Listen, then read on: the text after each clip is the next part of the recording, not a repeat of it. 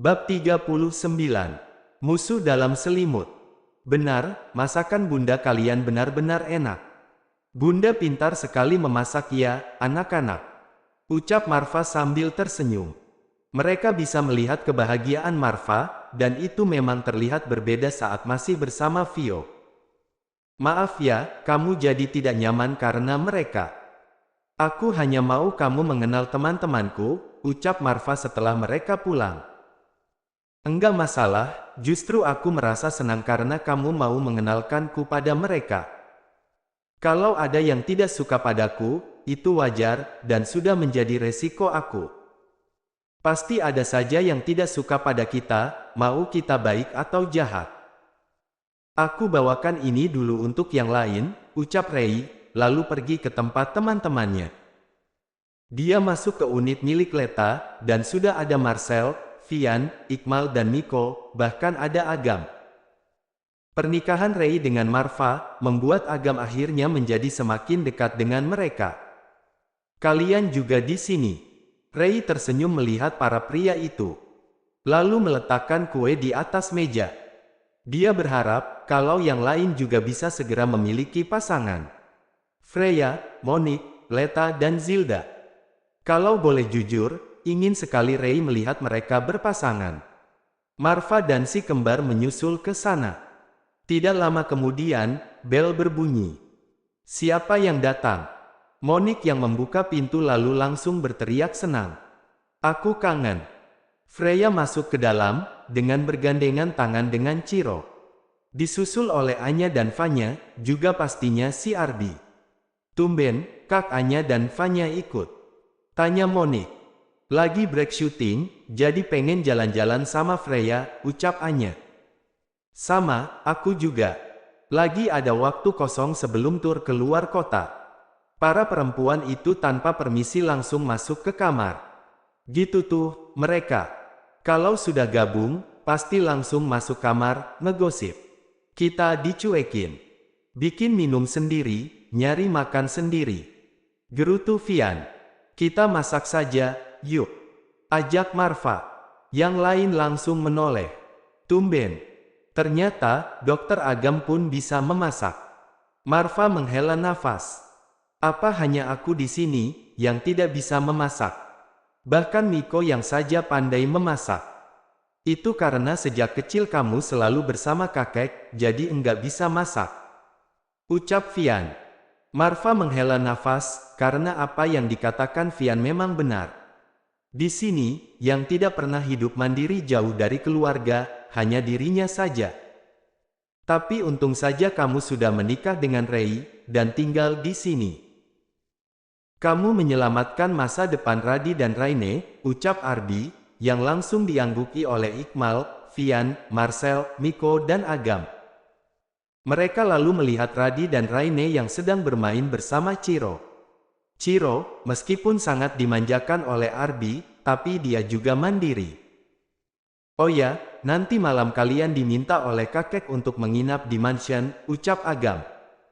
Di dalam kamar, ada yang masak. Paling mereka. Mereka kan seenaknya, selalu menganggap tempat kita seperti rumah mereka sendiri. Meskipun begitu, mereka kembali melanjutkan mengobrol, tanpa peduli apa yang para pria itu kerjakan. Nanti kalau mereka sudah selesai masak, baru mereka keluar untuk makan. Mereka laku meletakkan semua makanan di atas meja. Belum dipanggil, tapi para perempuan itu sudah keluar dari kamar, dan tanpa malu langsung makan. Marva mengasteris-asteris up pipi Rei lebih dulu, membuat Rei sangat malu. Sedangkan Ardi, mengecup kening Freya. Lihat-lihat si Kon, woi. Enggak usah pamer. Nih lagi, si Marva. Mentang-mentang sudah bersama Rei, urat malunya langsung hilang. Malam ini Marva mengajak Rei untuk menghadiri pesta salah satu pengusaha. Dia sudah berdandan, meskipun sederhana, tapi terlihat sangat cantik. Jangan gugup, santai saja. Kurang dari 1 jam kemudian, mereka tiba di tempat pesta. Ruangan pesta itu sudah dipenuhi oleh banyak tamu. Banyak mata yang memandang pasangan itu. Bukan karena si pria yang sangat tampan dan si perempuan yang sangat cantik, tapi karena berita tentang mereka. Si pengkhianat dan si pelakor. Bisikan-bisikan mulai terlihat. Tamu pesta itu sangat banyak dan dari berbagai kalangan. Artis, pejabat, kaum sosialita, pengacara terkenal, atlet, dan orang-orang terkenal lainnya. Ray, panggil seseorang. Freya. Ray bernafas lega, setidaknya sekarang dia ada temannya. Ternyata tidak hanya ada Freya, tapi ada juga Leta dan Zilda. Ray baru ingat, kalau mereka itu juga anak para penguasa, mungkin saja datang bersama keluarga mereka. Arby dan yang lain. Jangan ditanya, mereka juga sudah pasti datang. Bahkan, keluarganya juga ada. Ray meringis dalam hati. Aku lupa, kalau sekarang aku juga keturunan dari salah satu pengusaha. Ya ampun. Para perempuan itu, seperti biasa, berkerumun membentuk kelompok sendiri. Tidak lama kemudian Monique datang, dengan wajah yang terlihat malas-malasan. Kelompok perempuan itu tentu saja menjadi pusat perhatian. Anak-anak pengusaha terkenal yang terlihat sangat akrab dengan si pelakor. Terdengar perkataan pelan dari seseorang. Aku enggak heran, lihat tuh. Siapa tuh namanya? Nuna, ya. Apa Yuna? Atau Luna? Pantas saja dia bisa akrab dengan si pelakor itu. Mereka berdua sama-sama enggak tahu diri. Monique. Ganti nama, dia. Mungkin terlalu malu. Tapi dia kan emang enggak tahu malu. Tapi aku heran, kenapa Nona Freya bisa akrab dengan mereka? Halah, mereka semua itu sama saja. Makanya bisa akrab. Tuh, si Nania. Cewek kecentilan yang enggak bisa lihat cowok ganteng. Freya kan juga gitu. Aku dengar-dengar dulu dia pacaran dengan Miko. Terus si Aruna, diam-diam menghanyutkan dia. Kelakuan juga sama saja dengan yang lain. Para perempuan sampah. Enggak punya harga diri. Cukup. Panas sudah kuping mereka. Aku membatalkan kerjasama dengan kalian. Ucap Marva penuh emosi. Apa? Aku membatalkan kerjasama dengan kalian. Aku tidak sudi menjalin kerjasama dengan orang yang suka ikut campur dengan urusan pribadi orang lain. Kalian menghina istriku, itu sama saja menghinaku dan keluarga Arturo. Seumur hidup, keluarga Arturo tidak akan pernah lagi menjalin kerjasama dengan keluarga kalian. Wajah mereka pucat. Begitu juga dengan kami. Aku tidak sudi menjalin kerjasama dengan orang yang menghina ibu dari anakku. Dan aku, mewakili keluarga Zanuar, juga akan menolak kerjasama dengan kalian. Jangan pernah menghina Nuna lagi. Karena dia jauh lebih baik daripada kalian. Ucap Iqmal penuh emosi. Sudah tidak bisa dijabarkan lagi bagaimana wajah Iqmal sekarang. Marcel dan Vian pun sama, mereka ada di barisan terdepan untuk menjaga Nania dan Aruna, meskipun berkali-kali ditolak. Kalian tidak bisa begini, jangan mencampur adukan masalah pekerjaan dan pribadi. Ucap salah satu dari mereka. Apa kalian tidak punya etika? Apa kami harus menjalin kerjasama dengan orang-orang yang menghina dan merendahkan orang yang kami cintai? Tanya Marva. Bukankah sudah terlihat jelas bagaimana munafiknya kalian? Di depan kami kalian memuji, menyanjung, dan bersikap baik. Tapi di belakang menghina, merendahkan, bahkan memfitnah. Ucap Arby. Benar, kalian akan menjadi musuh dalam selimut. Apa kalian pikir, kami sudi menjalin kerjasama dengan orang-orang seperti kalian? Iqmal mengepalkan tangannya, sampai urat-uratnya keluar. Orang-orang memperhatikan kumpulan Marva. Mereka memang bicara dengan pelan, karena tidak mau merusak acara yang sedang berlangsung, dan menghormati sang tuan rumah. Masalahnya, para perempuan itu sudah mendengar perkataan buruk tentang mereka. Tapi mereka terlihat biasa saja, tidak terpengaruh sedikit pun. Bukan hanya orang-orang yang sedang bicara dengan Marva, banyak juga yang membicarakan mereka. Jadi, apa mereka harus menutup mulut orang-orang itu? atau harus menutup kuping mereka sendiri. Kenapa kamu juga marah, Mal? Ya jelaslah aku marah, Nuna itu kan sahabat aku. Kita sudah bersama dengan dia dari kita masih pitik, Art. Kamu Saka yang pitik, aku mah enggak. Ucap Ardi sambil melihat ke arah bagian Ikmal. Sialan, punyaku juga enggak pitik. Yang lain menggelengkan kepala. Dasar. Para perempuan mulai bergabung lagi dengan para pria itu. Dan tim cowok mulai memasang wajah, tak terjadi apa-apa. Memangnya kenapa kalau aku terlihat centil?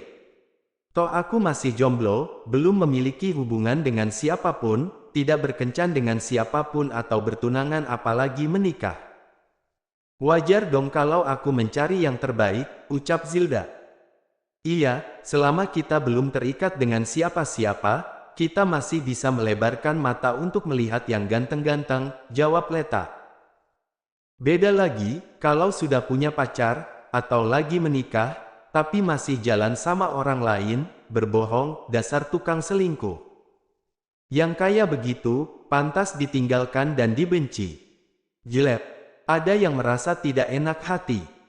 Sasaran utama Zilda dan Leta adalah Marcel dan Vian. Tapi, Marva, Ray, Monique, ya, seperti itulah. Aku, ke toilet dulu. Ucap Monique, wajahnya sudah merasa tidak nyaman. Suasana menjadi kaku. Kami, tidak bermaksud menyinggung kamu, apalagi Monique, Ray. Iya, aku tahu. Jangan khawatir. Monique juga pasti paham. Yang tidak paham di sini adalah Freya. Dia sedikit banyak sudah tahu apa masalah yang pernah terjadi di masa lalu, masalah sahabat-sahabatnya, bukan masalahnya sendiri. Dia tidak bisa membenci Monique, juga tidak bisa marah pada Ray. Dia juga tidak bisa menyalahkan Zilda, juga Leta. Kamu enggak apa? Tanya Ardi, melihat ekspresi Freya yang seperti itu. Aku mau menyusul Nuna dulu. Setelah Freya pergi, Marcel mulai bicara. Seharusnya kalian tidak perlu menyindir aku dan Vian seperti itu. Apa kesalahan di masa lalu itu begitu fatal? Itu hanya salah paham saja, kami juga sudah menjelaskannya pada kalian. Jangan dikira kami tidak tahu. Kami diam, bukan berarti kami bisa dibodoh-bodohi. Kalian sudah terlalu sering membohongi kami. Pria seperti kalian memang tidak pantas untuk dipercaya. Leta dan Zilda meninggalkan mereka. Tinggal Ray sendiri perempuan di sana. Bingung. Mau menyusul Leta dan Zilda, tapi tidak enak pada Marva dan saudara-saudaranya. Aku memang tidak tahu banyak tentang masalah kalian di masa lalu, tapi bukan berarti aku tidak mengerti. Setiap pria pasti ingin memiliki perempuan baik-baik untuk dijadikan istri. Begitu juga dengan perempuan, mereka akan mencari pria baik untuk pendamping hidup mereka. Karena, status janda itu, entah kenapa, lebih terasa hina daripada status duda. Aku dan Freya sudah merasakan itu. Padahal tidak banyak orang yang tahu, tapi ada saatnya kami merasa tertekan, apakah ada pria baik yang nanti akan menerima status kami. Jadi Marcel, Vian, jangan hanya menyalahkan Nania dan Aruna, mereka begitu karena kalian duluan yang memulainya. Jangan juga membuat mereka seperti Nuna, yang takut untuk menjalin hubungan apalagi menikah. Perempuan itu pengingat paling baik. Mereka mungkin sudah memaafkan, tapi bukan berarti melupakan. Kalian mungkin anggap sepele masalah di masa lalu, tapi sifat orang berbeda-beda. Yang kalian anggap sepele, belum tentu orang lain juga begitu. Mereka diam mendengar perkataan Ray. Banyak yang mendekati kami saat di luar negeri. Mereka tampan dan kaya, punya pendidikan dan pekerjaan yang bagus. Tapi, tentu saja kami tidak mau sembarangan. Bisa saja kami jalan dengan salah satu dari mereka, sekedar untuk selingan di saat melepas lelah. Tapi tidak, kami tidak mau memberikan harapan, atau diberikan harapan palsu. Kami bisa bersenang-senang dengan cara kami sendiri. Nania memang terlihat centil, tapi dia tidak asal comot pria. Kami punya masalah sendiri-sendiri mengenai cara pandang kami terhadap pria. Kalianlah yang membuat kami seperti ini. Aku dan Freya tahu bagaimana rasanya terpaksa menikah. Apa kalian juga mau membuat Nania dan Aruna, bahkan Nuna seperti itu? Rei pergi meninggalkan mereka, yang diam tanpa kata. Ya, ada sebab ada akibat. Cek cek cek, tuh, benarkan kataku. Ucap Niko dramatis. Waktu berlalu, terasa singkat dan cepat untuk hati yang bahagia, seperti Marva dan Rei yang menjalani pernikahan mereka dengan saling mendukung. Marva selalu menunjukkan perhatiannya pada Rei. Jika dia bisa pulang cepat, dia akan menjemput Rei dari klinik. Berkencan berdua saja di akhir pekan. Kencan. Hal yang dulu tidak pernah mereka lakukan sebelum menikah. Pernikahan pertama yang terjadi begitu saja tanpa ada tahap pengenalan lebih dulu. Pernikahan kedua uang terjadi dadakan karena tipuan. Ngomong-ngomong soal tipuan, biar saja itu menjadi rahasia sampai mati antara Marva dan saudara-saudaranya, juga om mereka dan Agam. Selamat pagi, sapa Rei sambil mengasteris-asteris up pipi Marva, membuat pria itu tentu saja senang.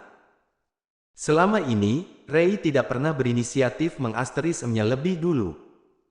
Mereka turun ke bawah, dan di meja makan sudah tersaji sarapan yang dibuat oleh Marva. Akhir-akhir ini, Marva juga sangat suka memasak, dan rasa masakannya tentu saja mengalami perkembangan. Perusahaan yang dipimpin oleh Marva juga mengalami perkembangan pesat, membuat kakek dan kedua orang tuanya merasa senang. Kamu belum hamil lagi? Tanya Elia, di siang itu saat mereka sedang mengadakan kumpul keluarga. Belum ma, doakan saja. Nanti kalau kamu hamil, tinggal bersama kami, ya. Enak saja, enggak bisa begitu dong. Mereka harus tinggal bersama kami. Kami kan juga mau merasakan masa-masa kehamilan Rei, ucap Eugene. Eugene dan Franz saling menatap, menunjukkan sikap todak mau mengalah mereka. Rei, Marva dan yang lain menghela nafas. Eugene meledek pada Franz. Sekarang saja, peduli, minta disuruh datang terus, dulu kemana saja. Sindir Eugene. Franz diam saja, dia sudah biasa selalu disindir dan dicap jelek. Yang penting saat ini, kebahagiaan mereka semakin lengkap. Keluarga semakin melebar, dengan menikahnya Marva dengan keturunan Eugene, yang salah satu sahabat Franz. Waktu semakin berlalu lagi. Udara sejuk menerpa wajah mereka. Tangan Marva dan Rei sejak tadi tidak berhenti bergandengan. Gandengan mulu, apa enggak karatan itu tangan? Tanya Vian. Sekarang adalah ulang tahun si kembar, yang sudah semakin besar dan pintar. Selamat ulang tahun, sayang-sayangnya bunda. Terus menjadi anak kesayangan bunda, ya. Yang paling bahagia di sini tentu saja Marva. Tidak tahu dengan cara apa lagi dia harus bersyukur. Dia selalu berdoa, agar mereka selalu bersama sampai tua, memiliki cucu bahkan cicit. Ini hadiah untuk kalian, Kak Marva juga bisa ikut membukanya, ucap Rei. Mereka membuka kotak itu dengan antusias. Apa isinya jam tangan kembar? Rei diam saja, hanya senyum lebar yang bisa dia berikan. Marva meraih benda itu, dan matanya langsung bahagia. Terima kasih, sayang. Ini hadiah paling bagus untuk si kembar, bahkan untukku. Diangkatnya pemberian Rei itu tinggi-tinggi. Rasakan kamu Ardi, aku sudah mau punya anak 3. Kamu baru 1, dong. Teriaknya. Hening sesaat, lalu suasana menjadi heboh dengan teriakan dan ucapan selamat. Ardi dan Ciro sama-sama manyun. Mereka sama-sama melirik Freya yang hanya tertawa. Kebahagiaan apa lagi yang kurang? Bisa kumpul keluarga dan sahabat, saling menjaga dan menyayangi. Dari semua ini, Rei merasa bersyukur. Semua orang tentu menginginkan kehidupan yang sempurna. Masalahnya, tidak ada yang sempurna di dunia ini, apapun itu. Tapi, bukankah lebih baik menderita dulu baru bahagia kemudian? Menangis dulu baru tertawa selanjutnya. Apapun masalahnya, setiap orang pasti lebih menyukai happy ending daripada sad ending, walau kita juga tidak bisa mengelak dari takdir yang maha kuasa. Setiap orang punya cara sendiri untuk mencapai kebahagiaan. Dan seperti inilah jalan Rei dan Marva bahagia. Masa-masa kehamilan Rei sangat dinikmati oleh keduanya. Marva akan langsung terbangun saat Rei bangun tengah malam, entah itu mau ke kamar mandi untuk buang air kecil, minum, atau mencari makanan. Marva akan selalu membuatkan susu ibu hamil untuk Rei, memotongkan buah, atau hal lainnya. Dia benar-benar menjadi suami siaga. Dulu, saat kehamilan pertama Rei, Marva tidak bisa melakukan banyak hal untuk Rei. Karena dia bimbang dengan keadaan, karena Vio, juga karena hal lainnya. Kali ini, dia ingin melakukan semuanya dengan sangat baik. Sayang, apa ada yang kamu inginkan? Enggak ada. Kenapa kamu selalu bilang enggak ada? Aku ini suami kamu, loh. Juga ayah dari calon anak kita. Aku ingin melakukan banyak hal untuk keluarga kecil kita. Rei melihat wajah Marva yang terlihat sedih. Tapi aku memang tidak ingin apa-apa, benar. Aku juga tidak tahu kenapa, aku tidak ingin ini itu. Marva lalu mengasteris-asteris up dan mengasteris-asteris up perut Rei. Sayang, kamu kenapa? Apa kamu tidak mau sesuatu? Asal kamu tahu, ayah kamu ini sangat kaya loh. Ayah bisa membelikan kamu pesawat terbang, tapi mainannya. Rei langsung tertawa geli mendengar perkataan Marva. Tadinya dia sudah mau protes kalau Marva akan bersikap berlebihan. Tentu saja Marva dan semua keluarganya ini sangat kaya, tapi bukan berarti harus berlebihan, apalagi memanjakan anak seperti itu dengan barang-barang yang belum bermanfaat untuk anak bayi. Rei kembali tersenyum, mengingat kalau bukan hanya Marva yang antusias dan berbeda dalam kehamilan kali ini, tapi juga Franz, Delia dan Charles. Sebentar-sebentar mereka akan bertanya, Rei, kamu mau apa? Kamu butuh apa? Sangat berbeda dengan kehamilan yang sebelumnya, yang walaupun mereka yang menginginkan keturunan, tapi terlihat cuek dengan Rei. Begitu juga dengan keluarga kandung Rei. Mereka, meskipun mereka tidak berkata dan berusaha menutupinya, terlihat sedih, dan Rei tahu itu. Bukan sedih kenapa-kenapa, tapi sedih karena saat kehamilan pertama, mereka belum bertemu. Kalau saja mereka bertemu lebih dulu, Rei tidak perlu mengorbankan dirinya untuk membiayai pengobatan sang nenek. Tidak perlu menderita lebih lama. Tapi nasi sudah menjadi bubur, dan kejadian itu sudah sangat lama. Ada si kembar sekarang. Ya, mau bagaimana lagi, sudah seperti itu jalan hidupnya. Lalu, ada juga sahabat-sahabat Rei sekarang, yang juga sama antusiasnya. Rei bahagia, sangat bahagia. Kamu nangis. Kenapa, ada yang sakit? Tanya Marva, karena tiba-tiba saja Rei menangis. Enggak, aku hanya terharu. Aku senang, karena kehamilan aku sekarang, ada banyak orang yang menyayangiku dan menjagaku. Beda banget saat hamil Radi dan Raine dulu, aku hanya sendirian. Marva merasa tertohok, dia memang menyesali sikapnya yang dulu. Memang dulu Marva tidak jahat, tapi juga dia sadar, tidak maksimal dalam menjaga dan memperhatikan Rei. Yang seperti itu saja sudah dicemburui Vio. Juga saat itu, saudara-saudaranya itu menghilang secara serentak, dia jadi tidak punya teman curhat. Keluarga mereka saat itu saling menutupi masalah keluarga masing-masing, jadi tidak tahu apa yang terjadi. Rei melihat raut wajah Marva yang berubah. Maaf, aku tidak bermaksud menyinggung kamu. Enggak, kamu benar. Maafkan aku dan keluargaku, ya. Sikap kami saat itu padamu memang tidak terlalu baik. Padahal mereka yang menginginkan keturunan, tapi hanya memperhatikan kandungan kamu, dan cuek sama kamu. Marva terus saja melihat toko perlengkapan bayi. Mau beli, tapi takut Rei marah. Usia kandungan Rei memang masih dia bulanan, masih lama sebelum anak itu lahir. Tapi dia sudah tidak sabar. Dia ingin membeli, tapi dia juga tahu, Ray pasti tidak akan suka. Sudahlah, tidak usah saja. Enggak jadi. Enggak. Terus buat apa dari tadi kita di dalam sini, selama 1 jam? Aku enggak mau nanti Ray marah. Takut istri nih ye. Bukan takut, tapi sayang. Kamu juga pasti begitu kan Ar, kalau nanti Freya kembali padamu, pasti kamu tidak mau membuat dia marah. Iya, memang hanya kita saja yang paham. Mereka mah para jomblo mana mengerti, sih. Dia pria itu tertawa. Tumben kalian berdua akur.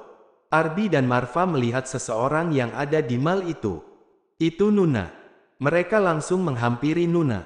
Kamu sendiri? Enggak juga sih, tadi sama teman.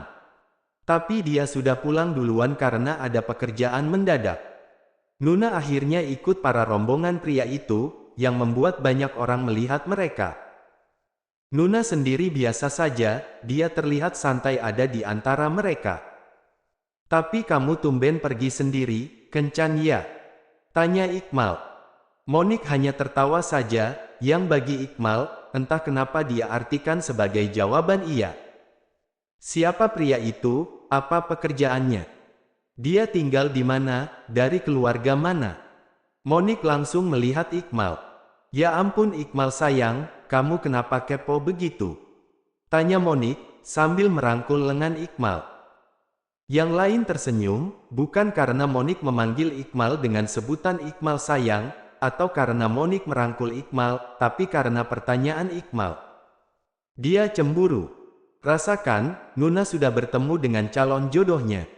Ya ampun, apa sekarang Iqmal yang patah hati? Sudah cukup Arby dan Marva.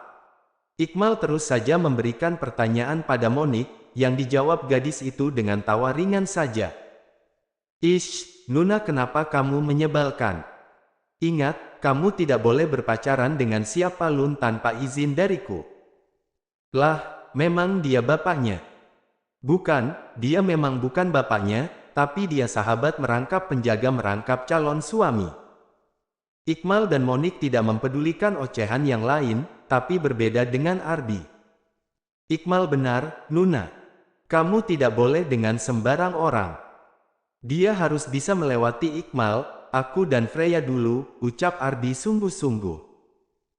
Mereka diam, kalau Arby juga berkata seperti itu, apalagi menyebut-nyebut Freya, berarti ini serius. Iya, para sahabat tersayangku. Tentu saja diapalin yang dekat denganku juga harus dekat dengan kalian. Kalau tidak, mana mungkin aku juga mau. Kalau begitu, kenapa tidak sama Iqmal saja? Kan dia sudah pasti lulus seleksi. Tanya Vian. Iqmal dan Monik mendengkus. Mereka, selain Arby, tidak tahu seberapa besar jalinan yang kuat antara mereka berempat. Aku rasa pria itu pun tidak akan mudah. Lihat saja bagaimana nasibku dulu. Lihat saja bagaimana Ray yang selalu dijaga oleh sahabat-sahabatnya. Kalian tahu sendiri kan bagaimana Freya, Nania dan Aruna. Mereka berlima itu seperti para bodyguard perempuan yang saling menjaga. Benar, para perempuan itu bisa menjadi sangat galak, apalagi kalau ada yang mengganggu salah satu dari mereka. Arby, apa dulu Freya tidak ngidam apa-apa? Ngidamlah, dia ngidam selalu ingin memeluk dan menciumku. Terus ingin melihat wajahku, dan mengendus aroma tubuhku. Yang lain, selain Marva dan Agam tentu saja, tertawa. Ingat bagaimana dulu kisah Freya dan Arby saat hamil. Kehamilan Ray kini memasuki bulan keempat. Perutnya sudah semakin besar, dan sampai sekarang dia belum pernah mengidam apa-apa. Marva sedikit kecewa. Bukannya apa-apa, dia ingin mengulang masa-masa dulu saat Ray mengidam di kehamilan pertama dan memperbaikinya di kehamilan yang sekarang. Kak, aku pengen beli boneka Naruto. Apa? Aku pengen beli boneka Naruto. Marva mengerjap-ngerjapkan matanya. Kenapa harus Naruto? Kenapa bukan boneka panda atau beruang? Tanya Marva. Kenapa bukan boneka Barbie saja, Bunda? Tanya Raine. Kenapa bukan robot Transformer? Tanya Radi. Rei menghela nafas. Mau boneka Naruto? Tapi pakai baju Sailor Moon. Wajah Marva langsung pucat. Apa dia mengidam? Kenapa harus senang itu mengidamnya? Aku. Enggak jadi. Ya kali Naruto pakai baju Sailor Moon, ucap Rei dengan cepat, seolah bingung ada permintaan seaneh itu, padahal itu tadi permintaannya sendiri. Marva tidak tahu apa yang dia rasakan. Satu sisi dia merasa lega, karena tidak harus kucing mencari Naruto Sailor Moon. Tapi di sisi lain, kecewa juga. Aku mau makan nasi goreng rasa singkong, deh. Hah, kamu yang kuat ya, Kak. Pakai topping nangka dan belimbing ulu. Marva menggaruk tengkuknya, dan mulai membuka ponselnya. Mau apa? Mau beli nangka sama belimbing ulu, beli online. Manjat sendiri Kak, cari pohonnya sana. Dengan santai lalu Rei memakan stroberi yang dikirim dari kebun Ardi. Sedangkan Radi dan Raine memakan alpukat sambil menyemangati ayahnya. Marva lalu menghubungi saudara-saudaranya untuk bertanya di mana ada pohon nangka dan belimbing ulu. Aku bukan tukang kebun. Jawab Ardi kesal. Di tempat kamu enggak ada. Ada. Ayo kita ke sana. Enggak jauh. Aku mau ke rumah Freya. Tolonglah, Rei lagi ngidam loh, ini. Kamu ikut saja ke rumah Freya. Tut. Tanpa basa-basi Ardi langsung menutup ponselnya. Marva akhirnya mengajak yang lain untuk pergi ke rumah orang tua Freya, biar nanti dia membujuk Ardi di sana. Mereka semua tiba di rumah orang tua Freya yang berukuran sangat luas. Halaman belakangnya saja begitu luas. Tuh lihat, tunjuk Ardi. Wajah Marva langsung bersinar saat melihat kalau halaman belakang rumah Freya adalah kebun yang banyak ditumbuhi oleh pohon buah. Banyak jenis buah yang di taman di sana. Rei masuk ke kamar Freya, berdiri di balkon dan melihat pohon buah mangga. Monik, Leta dan Zulfa memandang pohon mangga itu dengan tersenyum, mengingat kenangan lucu tentang pohon dan teras ini. Dari atas balkon kamar Freya, mereka bisa melihat para pria itu memanjat pohon, dan anak-anak sedang memetik belimbing ulu. Keluarga mereka yang lain juga sedang berkumpul di halaman belakang. Anya dan Fanya sedang membuat rujak dan salad. Rei benar-benar terkesima dengan rumah orang tua Freya. Dia mendadak sedih, teringat akan neneknya. Dulu juga dia memiliki rumah impian seperti ini untuk dia dan neneknya tinggal bersama. Tidak sebesar ini tentu saja, tapi ada halaman yang bisa dia tanami cabai dan tomat, dan pohon buah harian. Rei, jangan bengong. Tegur Monik. Rei menghela nafas berat. Dia sadar kalau tidak semua yang dia impikan bisa tercapai. Di saat dirinya sudah sukses seperti sekarang ini, neneknya tidak ada. Memang tidak ada yang sempurna. Sekarang usia kehamilan Rei sudah beranjak 7 bulan. Marva meminta Rei mengurangi sedikit pekerjaannya, dan Rei menuruti itu. Rei merasakan hidupnya sudah sempurna, memiliki suami, hampir memiliki 3 orang anak, sahabat-sahabat, dan ternyata memiliki keluarga kandung yang masih hidup. Ya, meskipun semua ini dia dapatkan dengan menyakiti hati perempuan lain. Rei sering merasa bersalah pada Vio, tapi juga mengatakan dan meyakinkan dalam hati kalau ini sudah takdirnya. Apakah itu cara pelakor membela diri dan menenangkan diri sendiri? Ya, mungkin ada pelakor yang dengan sengaja merusak rumah tangga orang, dan merasa bangga kalau dia sudah merebut suami dan ayah dari keluarga lain. Menikmati kekayaan yang seharusnya menjadi hak orang lain. Karma pasti ada. Tidak di dunia, tapi mungkin di akhirat. Rei dalam hati terus berdoa, meminta ampun atas segala kesalahannya. Apakah mereka, para pelakor lain, juga memiliki hati kecil seperti aku yang memiliki rasa bersalah? Atau mereka tetap tidak peduli dengan perasaan orang lain? Tetap menjalani kehidupan mereka tanpa takut balasan akan menimpa. Andai aku juga bisa seperti itu.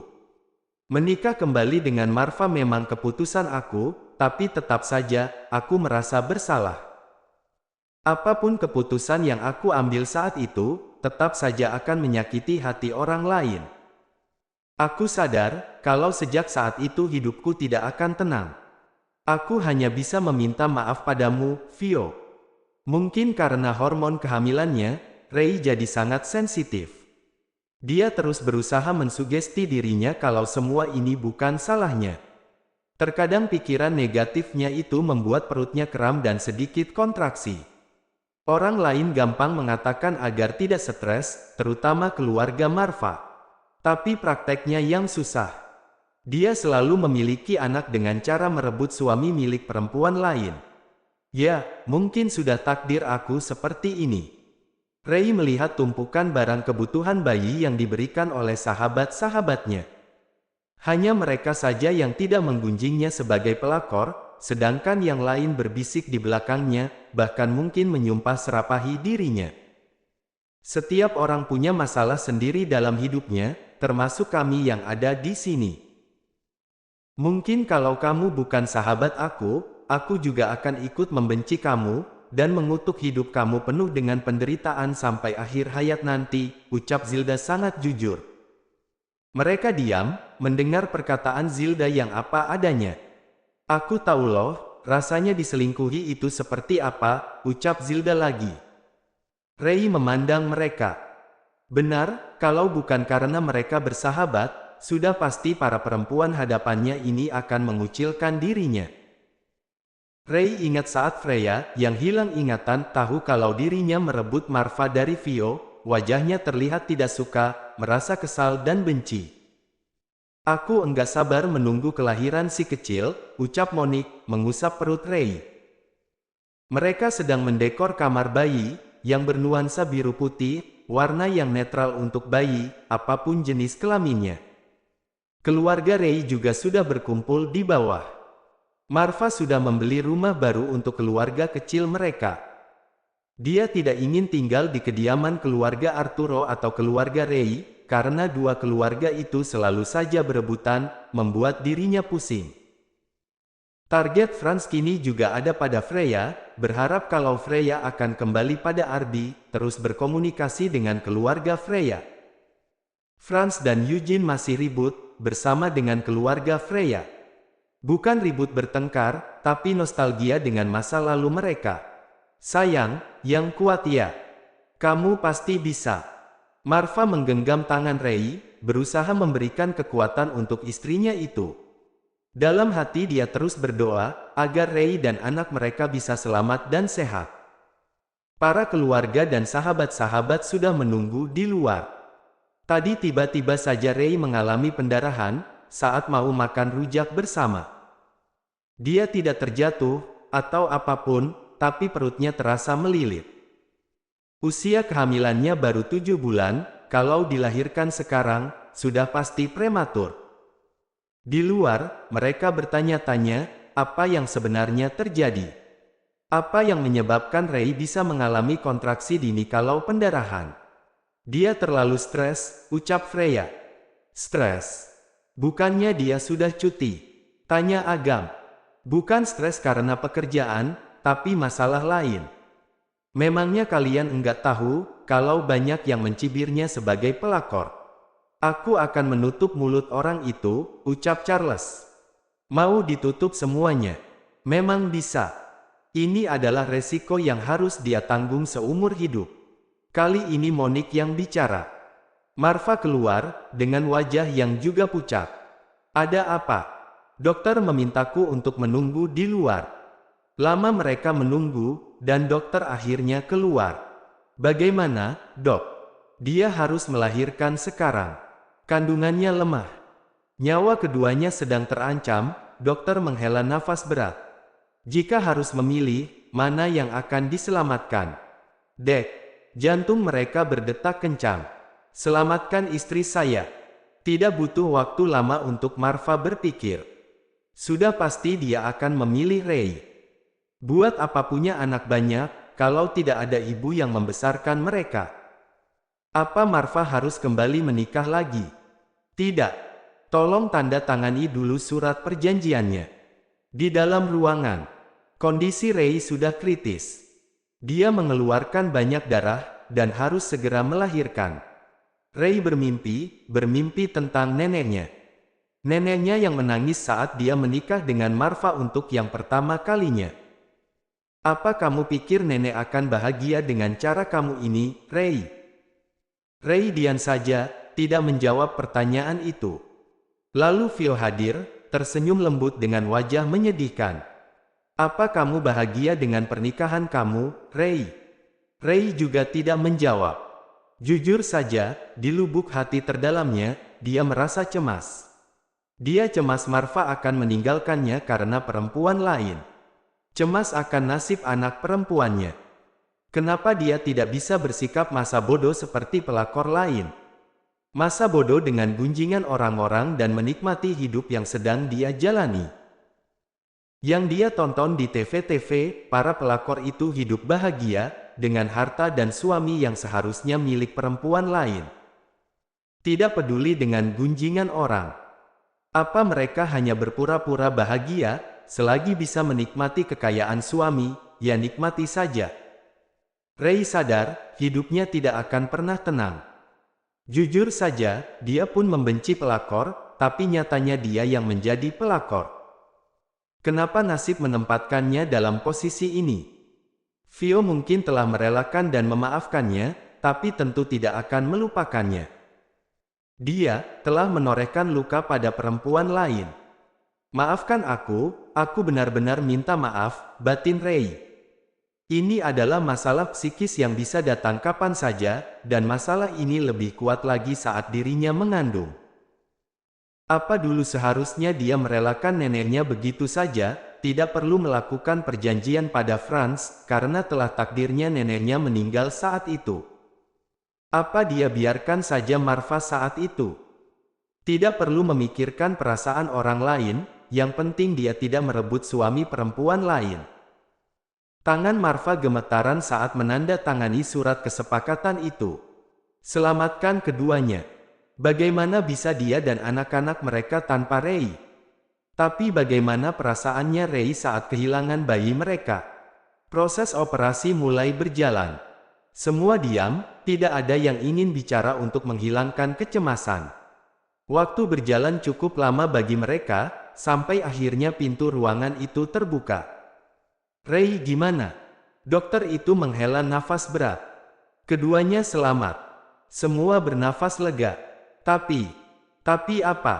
Keduanya kritis. Ray mengalami pendarahan yang besar, dan bayi itu kekurangan pasokan oksigen di paru-parunya.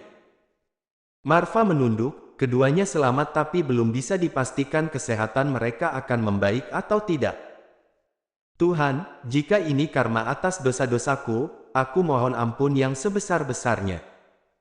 Ini adalah kesalahanku, jangan engkau hukum istri dan anakku yang tidak berdosa itu. Marva meneteskan air matanya. Nafasnya terasa sesak, hatinya perih dan sulit untuk diungkapkan. Mendapati kenyataan bahwa orang yang dicintai terbaring tidak berdaya di rumah sakit, kini Marva sangat paham bagaimana perasaan Arby dulu. Marva melihat anaknya yang ada dalam inkubator, lalu masuk untuk mengazaninya. Anak itu terlihat rapuh, dan Marva kembali meletakkannya, dan ke tempat Ray. Radi dan Raine diam menangis, merasa kasihan dengan adik bayi mereka. Ray sudah dipindahkan ke ruang ICU. Belum lama kita menemukannya, tapi sekarang dia malah berada di ruang ICU. Keluarga Ray sangat terpukul dengan kejadian ini. Marva terus memohon ampun dalam hatinya. Apakah ini balasan untuk aku karena sudah membohongi keluarga aku? Membohongi Ray untuk bisa bersamanya. Aku tahu aku salah, aku juga selalu dihantui rasa bersalah dan takut. Takut kalau suatu saat nanti Ray akan tahu dan membenciku, lalu meninggalkan aku membawa anak-anak. Tapi bukan berarti aku juga menyesal telah melakukan itu. Aku tahu aku egois, mungkin tidak punya hati. Ya, seperti inilah aku, yang akan melakukan segala cara untuk mendapatkan apa yang aku mau. Tapi aku mohon, jangan hukum mereka. Jangan hukum aku melalui mereka. Aku yang menyakiti Viola. Aku yang memanfaatkan kelemahan Rei. Aku yang membohongi keluargaku. Aku yang bersalah, bukan anak-anakku. Apa ini hasil sumpah serapah orang-orang, kalau pengkhianat dan pelakor tidak berhak bahagia? Marva terus meneteskan air matanya. Apa dia menyesal? Mungkin dia menyesal, kenapa jalan hidupnya harus seperti ini. Andai saja dia bisa bertemu dengan Rei sebelum menikah dengan Vio. Tapi tetap sama saja, kan? Keluarganya juga tidak akan merestui mereka, karena status Rei yang saat itu bukanlah siapa-siapa. Mau diputar-putar bagaimanapun tetap kisah kasih mereka tidak akan berjalan lancar. Jantung Marva berdetak kencang, terasa ngilu dan tak tahu harus bagaimana. Dia bukan manusia suci, dan sangat sadar akan kesalahannya. Inikah balasan karena dia telah menyakiti istrinya dulu? Hati dan pikiran Marva sangat kalut. Dia memikirkan semua kejadian di masa lalu. Semua ini salahnya, salahnya, salahnya. Itu yang terus dia tekankan. Tapi kenapa orang yang dia sayangi yang harus menerima dampaknya? Bukankah pembalasan terbaik adalah melalui orang yang kita sayangi, agar kita tidak lagi menyakiti hati orang lain? Agar kita sadar, bahwa saat kita menyakiti seseorang, bukan hanya dia yang tersakiti, tapi juga keluarganya. Benar, pembalasan itu tidak harus langsung pada diri kita sendiri. Berkali-kali Marva menghela nafas berat. Dulu, dia selalu berkata siap menanggung semua ujian yang akan menimpa, kuat mendapat balasan akan perbuatannya. Kenyataannya, teori selalu lebih mudah daripada praktek. Manusia terlalu sombong berkata kalau dia mampu, tanpa memikirkan apa saja yang mungkin akan terjadi. Pada dasarnya, Tuhan memang tidak akan memberikan ujian di luar batas kemampuan hambanya. Apa dulu Viola merasakan sesakit ini? Tidak, ini berbeda. Tetap saja pikiran lain Marva berkata lain. Sisi egoisnya berkata ini masalah yang berbeda. Vio sudah tahu apa resiko yang harus dia tanggung sebelum mereka menikah, dan berkata siap menerima apa saja ujian yang akan menimpanya. Tapi bukankah sama saja? Marva dulu juga berkata seperti itu, siap menanggung resiko jika tetap ngotot menikah dengan Rei. Tidak, ini berbeda. Ini masalah nyawa. Nyawa istri dan anakku. Lagi-lagi mencari pembelaan diri sendiri, berpikir kalau ujian yang dia terima jauh lebih berat dari yang Vio rasakan. Tapi kenapa balasannya harus seperti ini? Hei, memangnya manusia bisa memilih, balasan apa yang bisa dia terima? Masih syukur Rei hanya terbaring tidak berdaya di atas berangkar. Bagaimana kalau lebih buruk lagi? Meninggal misalnya, meninggalkan 3 orang anak yang masih kecil, membuat pernikahan mereka mungkin bisa dibilang sia-sia. Seperti pengorbanan Rei dulu. Atau, bagaimana kalau Marva merasakan sama persis apa yang Vio rasakan? Rei meninggalkannya karena pria lain yang lebih doa cintai. Bukankah Rei juga terpaksa menikah dengannya? Menikah karena tipu muslihat yang sangat licik. Ampuni aku, ampuni aku, ampuni aku. Arbi menepuk pundak Marva, melihat pria itu terlihat sangat frustasi dan banyak pikiran. Aku sangat tahu bagaimana perasaan kamu. Aku sudah mengalami ini bahkan lebih sering lagi. Ya, tentu saja tidak ada yang lebih paham selain Arbi. Dulu Marva berkata sabar dengan mudah, ternyata di saat ada di posisi itu, ucapan penyemangat juga terasa tidak berguna, sebelum melihat orang yang dicintai kembali sadar dan sehat. Berkali-kali rasanya aku seperti ingin mati saja, ucap Arbi lagi. Persis seperti apa yang Marva rasakan saat ini. Tuhan benar-benar menghukumku, bahkan di saat aku belum merasakan lama kebahagiaan ini. Arbi diam saja, mau bilang, syukurin. Tapi takut kualat juga dia. Mau ikut menangis, tapi dia tidak akan menangis karena perempuan lain, kecuali mominya, dan anaknya. Yang lain diam saja. Arbi dan para pria muda itu juga tahu maksud Marva yang lain, yaitu tentang kebohongannya. Pura-pura sekarat, sekarang malah anak dan istrinya yang sekarat menggantikan dirinya. Inilah yang namanya kualat. Mereka yang terlibat juga ikut merasakan rasa bersalah. Tapi tetap saja kan, yang mengambil keputusan saat itu adalah Marva sendiri. Mengikuti saran iseng Arbi Yage dianggap serius oleh Marva, karena menghadapi jalan buntu untuk meluluhkan hati keluarganya dan juga Ray. Mau mengakui semuanya sekarang juga dia takut. Bukan takut ditampar oleh kakek dan kedua orang tuanya, tapi takut melihat tatapan kecewa mamanya. Takut melihat kesedihan di mata perempuan yang sudah melahirkan dan membesarkannya itu. Lagi-lagi dalam hati dia memohon ampun, masih antara menyesal dan tidak dengan sikapnya. Menyesali keegoisannya, tapi bukan berarti menyesali menikah dengan Ray. Karena bersama dengan Ray, hingga saat ini, bukan sesuatu yang bisa dia sesali. Tidak, aku tidak akan menyerah. Aku sudah melangkah sejauh ini untuk bisa bersama dengan anak-anakku. Tak apa bila aku harus menanggung dosa seumur hidupku. Tak masalah jika aku akan dibenci sepanjang hayatku. Cukup benci aku sepuas hati, tapi jangan kucilkan anak-anakku. Aku harus tetap bertahan untuk mendidik anak-anakku. Mengajarkan dan mengingatkan mereka agar tidak menyakiti hati perempuan lain. Cukup orang tua mereka yang penuh dosa ini.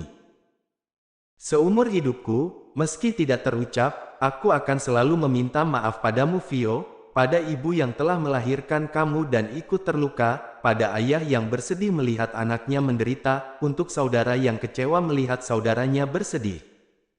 Kenapa takdirku seperti ini? Cukup hukum aku saja, jangan anak-anakku. Mungkin aku akan membuat malu mereka, menjadi anak dari seorang pelakor. Anak yang dilahirkan dari seorang pelakor. Aku tidak meminta mereka untuk memahamiku. Tidak berharap mereka semua akan mengerti. Maafkan aku Vio, sebagai sesama perempuan, aku telah menyakitimu sangat dalam. Entah harus dengan cara apa aku menebusnya. Aku harus kuat, meskipun aku harus menerima rasa bersalah seumur hidup, akan aku terima. Aku akan membesarkan anak-anakku dengan tanganku sendiri. Radi, Raine, dan my new baby, tunggu Bunda Asteris. Semua bergantian membesuk Ray. Sudah beberapa hari, dan keadaan Ray dan bayinya masih sama saja. Mereka hanya bisa berdoa, agar semuanya bisa kembali sehat dan segera berkumpul bersama. Sekarang Marva masuk kembali ke ruangan ICU. Diusapnya tangan Ray yang sedikit dingin. Bangunlah, sayang. Maafkan aku yang punya banyak salah padamu. Apapun yang aku lakukan, dan jika suatu saat nanti kamu tahu, yakinlah bahwa semua itu aku lakukan karena rasa cintaku yang begitu besar padamu. Aku ingin kita yang membesarkan anak-anak kita, bukan orang lain. Bangunlah Ray. Apa kamu tidak tahu kalau bayi kita kondisinya tidak baik-baik saja? Aku mengaku salah, tapi jangan hukum aku dengan cara seperti ini. Kemabli digenggamnya tangan Ray. Marva terdiam, merasakan gerakan pelan di tangannya. Lalu dilihatnya mata Ray yang perlahan terbuka. Dia langsung menekan tombol untuk memanggil dokter. Bayiku, anak kita ada di inkubator. Mereka belum mengatakan kondisi bayi itu pada Ray, takut membuatnya kembali drop. Aku mau melihatnya. Nanti, ya. Aku mau melihatnya sekarang. Tidak ada pilihan lain, Marga membawa Ray dengan kursi roda. Ray meneteskan air matanya. Tidak perlu banyak bertanya, dia yang seorang dokter, cukup mengerti kalau kondisi anaknya tidak baik-baik saja. Setelah puas melihat anak itu, mereka kembali ke kamar inap. Ray, kamu belum memberikan nama untuk anak kamu, ucap Freya. Ray terlihat berpikir.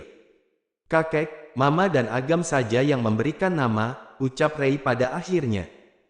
Ada yang cemberut. Tentu saja yang cemberut adalah Franz, Charles dan Delia. Eugene tersenyum puas dan meledek Franz. Namanya Ryujin. Enggak bisa. Apa-apaan itu, kenapa namanya harus mirip dengan namamu? Protes Franz. Karena dia cicitku. Dia juga cicitku, jadi namanya juga harus sama dengan namaku. Enak saja. Ray sudah memberikan izin untukku memberikan nama. Itu enggak adil.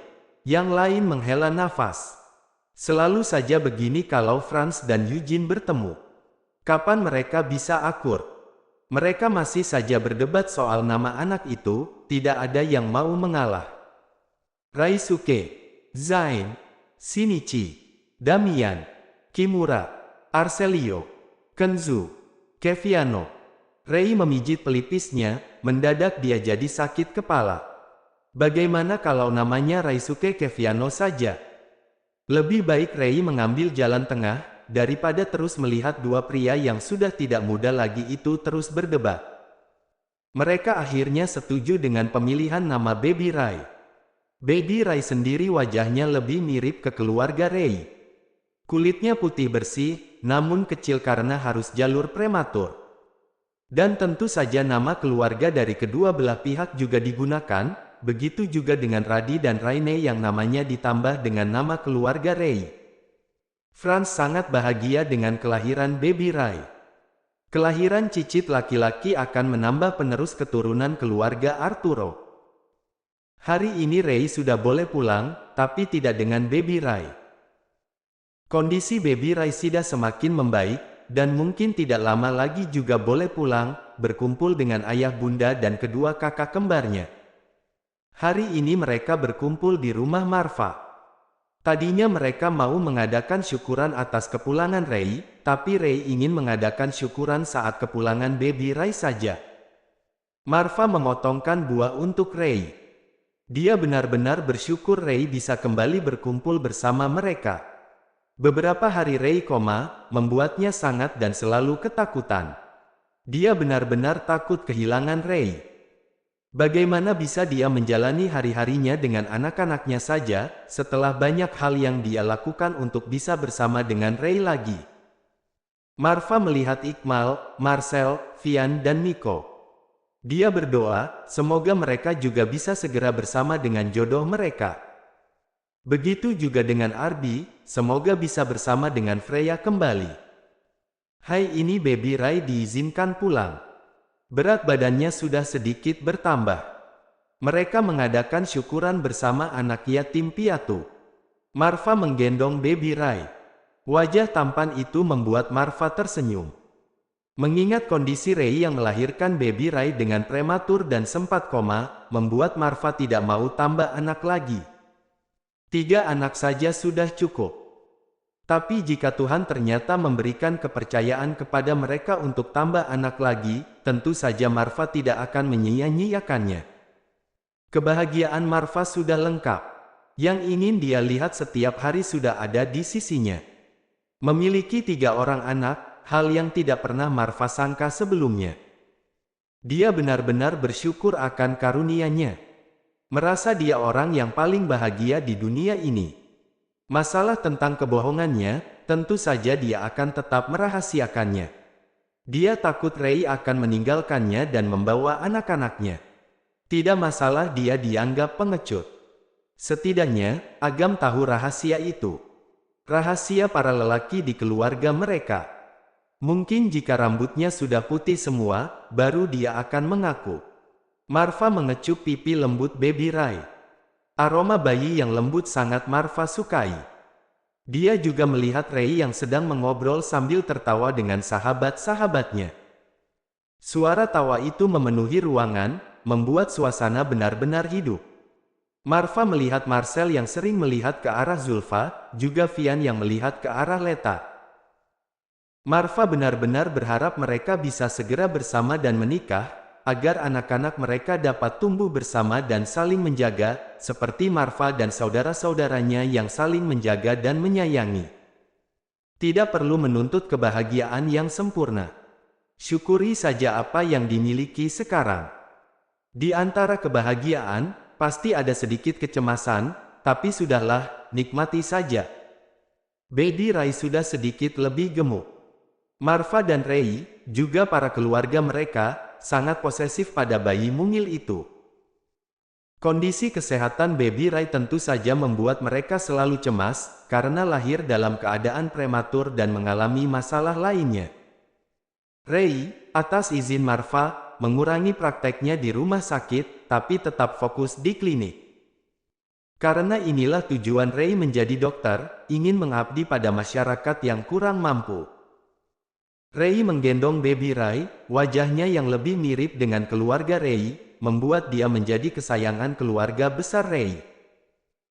Apalagi, ini adalah cucu pertama yang hadir setelah mereka bertemu, dan bisa ikut melsku prosesnya sejak masih di dalam kandungan dan sampai melahirkan. Eugene sangat bahagia atas kehadiran Ray. Dia bahkan ikut tinggal bersama dengan mamanya Ray dengan mereka. Ray benar-benar bahagia, bisa tinggal bersama dengan keluarganya itu. Dia juga benar-benar disayang, tidak kalah dengan baby Ray. Di sekolah, 3 orang anak kecil sedang berkelahi dengan beberapa orang anak. Pergi sana, dasar pengganggu. Ucap Chiro. Kalian kan tidak pernah disayang oleh mama kalian.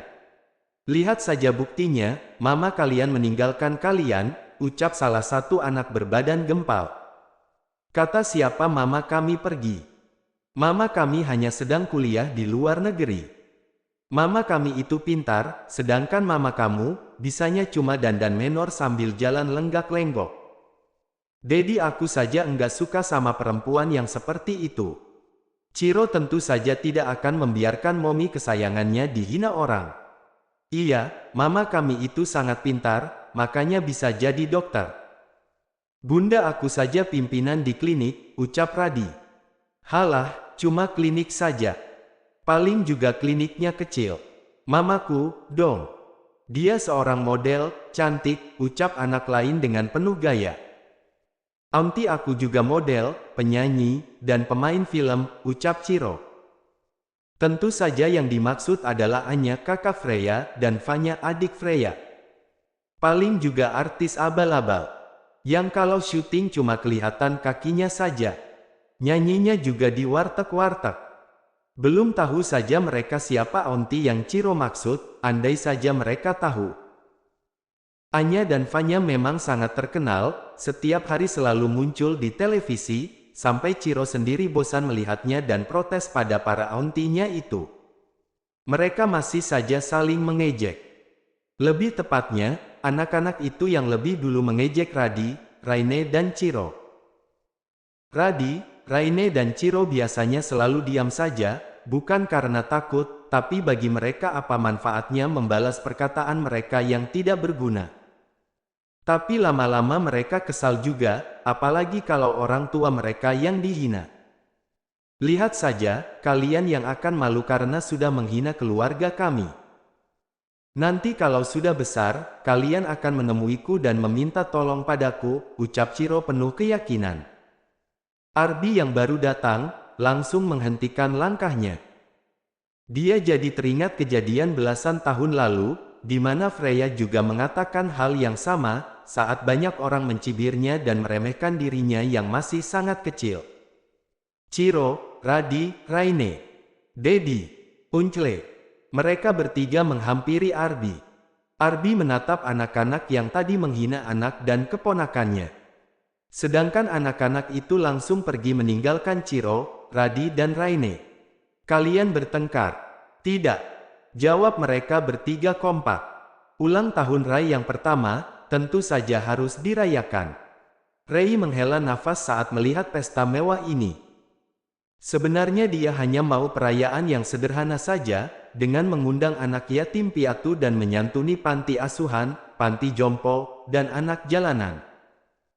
Tapi apa mau dikata, kedua orang sepuh itu ingin merayakannya secara mewah, Franz dan Eugene. Jadilah pesta ini berlangsung. Banyak yang diundang, rekan bisnis dari keluarga Arturo dan keluarganya. Hadiah yang diberikan untuk Ray juga, meskipun belum dibuka, tapi sepertinya tidak main-main. Bukan sembarang hadiah pastinya. Marva bisa mengerti, kenapa sejak tadi Ray selalu menghela nafas. Dia sangat tahu, kalau Ray itu tidak menyukai kemewahan, tapi mau bagaimana lagi, masuk ke keluarga Arturo, berarti siap dengan semua peraturan yang berlaku, dan ini tidak bisa berubah. Eugene juga pengusaha sukses, tentu juga tidak mau ulang tahun cicitnya itu biasa saja. Apalagi anak ini, adalah anak pertama yang bisa keluarga Ray turut andil sejak kehamilannya. Marva sendiri, belum menikah, jadi jangan berharap akan keturunan dari Marva saat ini. Freya menggendong Ray, bayi kecil berwajah tampan yang mirip dengan keluarga Ray. Bayi ini, harus sering kontrol ke rumah sakit, membuat yang lain merasa kasihan.